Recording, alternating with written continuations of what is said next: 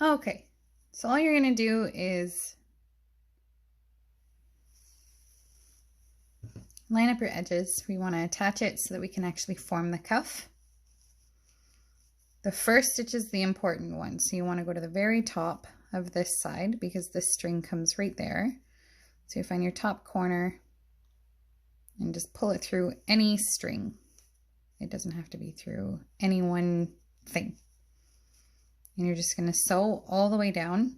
I usually hold it like this. Everything's lined up. And I just go back and forth. Just weave it.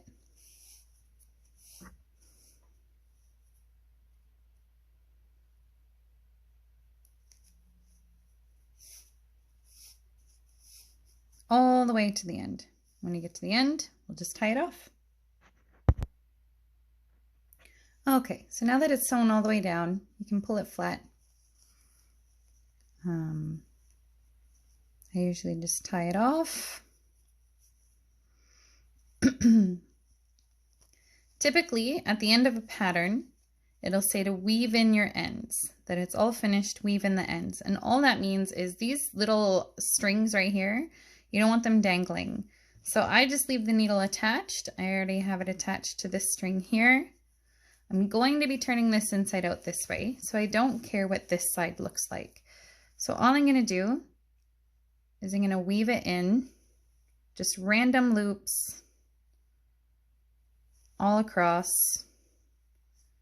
I want to work it down a little bit so that if for some reason it starts to come out of where I've weaved it, that it's not going to poke through and you'll see it on the finished side.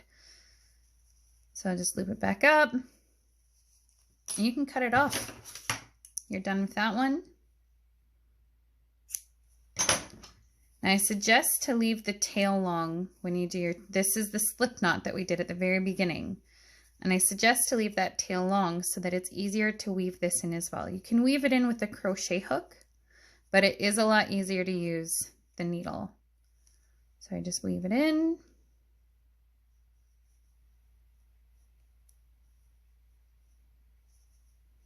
I should have put my glasses on. I hope I had my glasses on during the class today, but I do not have them on right now, and I'm blind.